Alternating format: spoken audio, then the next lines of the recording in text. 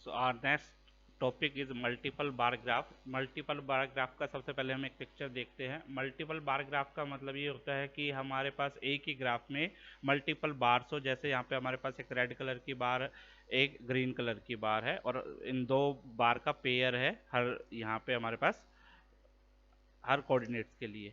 अब हम देखते हैं कि बार ग्राफ बनाते वक्त हमें किन चीज़ों का ध्यान रखना चाहिए। बार ग्राफ के लिए हमें कुछ रूल्स हैं जो हमें फॉलो करने होते हैं। सबसे पहले हमें, क्योंकि बार ग्राफ के लिए हमें एक्स एक्सिस और वाई एक्सिस चाहिए होते हैं, तो एक्स पॉइंट को जनरेट करने के लिए हम फंक्शन का भी इस्तेमाल कर सकते हैं और हम डायरेक्ट भी इसको यूज़ कर सकते हैं। फंक्शन जो हमारे पास है, ए रेंज फंक्शन और लाइन स्पेस फंक्शन है जो हम यूज़ कर सकते हैं। ए रेंज फंक्शन के जैसा ही होता है, जैसा कि मैं आपको यहाँ पे दिखा सकता हूँ कि अगर ए रेंज फंक्शन में हमारे पास जो वैल्यू हैं, जिसमें 1, 10, 2, तो ये हमारे पास जो वैल्यू जनरेट करता है, फर्स्ट वैल्यू हमारे पास स्टार्टिंग है, ये एंडिंग है, और ये हमारे पास स्टेप है। तो इसका जो आउटपुट आएगा 1, 3, 5, 7, 9, ये वैल्यू हमारे पास जनरेट करके आउटपुट में आएगी। लाइन स्पेस भी ऐसे ही काम करता है। लाइन स्पेस में थोड़ा सा चेंज है, ये आपके पास फर्स्ट वैल्यू स्टार्टिंग होती है, ये वैल्यू आपके पास एंडिंग होती है, और ये होती है number of value which are to be generated. मतलब 1 से लेके 51 के बीच में 5 वैल्यू जनरेट करेगा, और 1 उसकी स्टार्टिंग होगी और 51 उसका एंडिंग होगा, और बराबर बराबर इंटरवल पे होंगे। यानी कि 1 से लेके 51 को 5 पार्ट्स में डिवाइड कर देगा कि 5 हमारे पास वैल्यू आ जाए। इस तरीके से ये हमारे पास लाइन स्पेस वैल्यू जनरेट करता है। अब हम एग्जाम्पल देखते हैं हमारा यहाँ पे। ये हमारे पास हो गई एक्स कोऑर्डिनेट जनरेट करने के लिए। फिर दूसरा है, हमें जो हर बार की थिकनेस है वो ध्यान रखनी है। पहले बार की थिकनेस मान लीजिए 0.3 है और 0 से शुरू हो रही है, तो अगले बार की जो स्टार्टिंग होगी वो 0.3 के बाद होगी और 0.6 तक होगी। तो जब हम बार ग्राफ बनाते हैं, मल्टीपल बार ग्राफ, तो हमें इनकी थिकनेस को भी एडजस्ट करना होता है और ध्यान रखना होता है। अगर हम ऐसा नहीं करेंगे तो ये जो दो ग्राफ है, ये जो दो बार्स हैं, ये आपस में ओवरलैप कर जाएंगे एक दूसरे के ऊपर, और हमें कलर का पता नहीं चल पाएगा। रेड के ऊपर ही ग्रीन हो जाएगी। अगर थोड़ा सा हाइट बढ़ा हुआ तो हाफ स्पेस आपका ब्लू रेड दिखेगा और बाकी आपका ग्रीन दिखेगा। तो ये ओवरलैपिंग ना हो, इसके लिए हमें जो इनकी थिकनेस है उसका भी ध्यान रखना है। फिर बार मल्टीपल बार ग्राफ में हमें उनको डिफरेंट डिफरेंट कलर देने हैं ताकि हम उसको इजीली आइडेंटिफाई कर सके।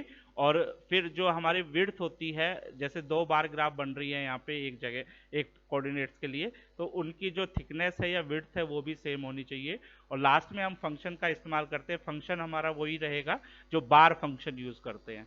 अभी जो हम बार ग्राफ बना रहे थे उसमें हमें एक बार बनाने के लिए एक सिंगल बार जो फंक्शन था वो यूज किया। जैसे हमने ये बार ग्राफ बनाया इन पॉइंट्स के लिए, दो पॉइंट जो एक्स एक्सिस और वाई एक्सिस पे, तो हमें एक बार बार फंक्शन का यूज करना पड़ा। बट अगर हमें दो बार बनानी है तो हम दो बार बार फंक्शन का यूज करेंगे, जैसे आप यहाँ पे देख सकते हैं। इसी एग्जांपल में हम देखते हैं। सबसे पहले हमने कुछ डाटा पॉइंट ले लिए ए के लिए, और बी के लिए हमें दूसरे डाटा पॉइंट ले लिए। अब हमने जो एक्स, ये ए और बी, ये ए फर्स्ट जो आपकी बार है रेड कलर की, इसके लिए वाई एक्सिस का काम करेगा, और जो बी है, ये जो दूसरी आपकी बार स्ट्रिप है, इसके लिए वाई एक्सिस का काम करेगा। इन दोनों के एक्स एक्सिस कहाँ से आएंगे? ए के लिए एक्स एक्सिस होगा, वो आपका लाइन स्पेस जो फंक्शन है वो जनरेट करेगा।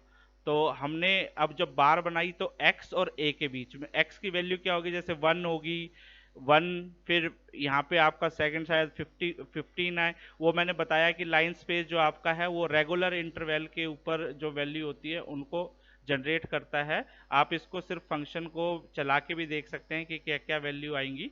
अब फिर ये हमने दोनों बार फंक्शन का यूज किया, पहले एक्स और ए के बीच में, और दूसरे में हमने क्या किया कि जो उसकी विड्थ रखी थी फर्स्ट के 3, हमने दूसरे एक्स में वो विड्थ जोड़ दी। क्योंकि अगर मान लीजिए 0 से शुरू हो रहा है और 3 इसकी विड्थ है तो 3 तक जाएगा। दूसरा जब स्टार्ट होगा जो आपके ये है वो 3 के बाद स्टार्ट होना चाहिए, अदरवाइज मैंने बताया कि वो ओवरलैप कर जाएगा। तो ये इसलिए हमने इसको x+3 रखा, और दूसरा जो आपकी ये डाटा पॉइंट्स थे ये हमने यहाँ पे ले लिए हैं।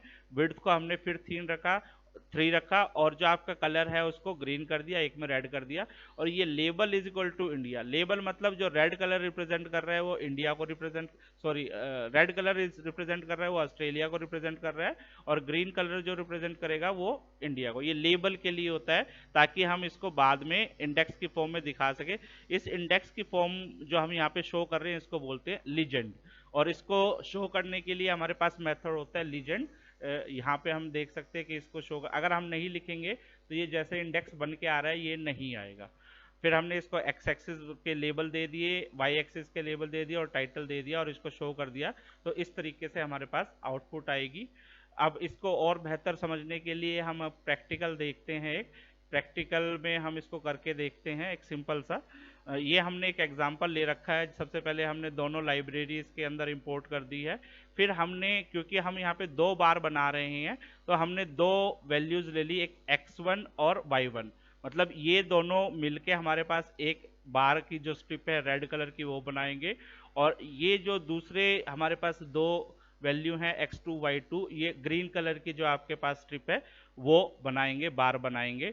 एक चीज हमने ध्यान रखनी है, y1 और y2 के अंदर तो कोई रिलेशन नहीं है, बट जो x1 और x2 के अंदर जो रिलेशन है, मैंने जो थिकनेस वाली बात याद करने को कहा था आपको, वो आप याद रखेंगे। क्योंकि हमने यहाँ पे वैल्यू रखी है 1 2 3 4 5 x1 की, और हमने इसकी थिकनेस जो रखी है फर्स्ट बार में वो 0.2 रखी है।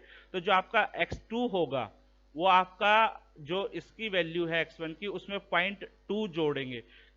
अगर यहाँ पे 1 था तो यहाँ 1.2 यहाँ पे आपका स्टार्ट हो ताकि ओवरलैपिंग ना हो। तो इसलिए मैंने x2 की वैल्यू जो है रखा है वो x रखा है 1.2 2.2 3.2 4.2, ताकि ये ओवरलैपिंग वाला केस ना हो। फिर हमने फर्स्ट बार को प्लॉट कर दिया x1 y1 और विड्थ रखी 0.2 और रेड कलर दे दिया, और ऐसे ही हमने x2 y2 को भी प्लॉट कर दिया। तो ये हम देख सकते हैं जब हमने ये बनाया तो हमारे पास इस तरीके से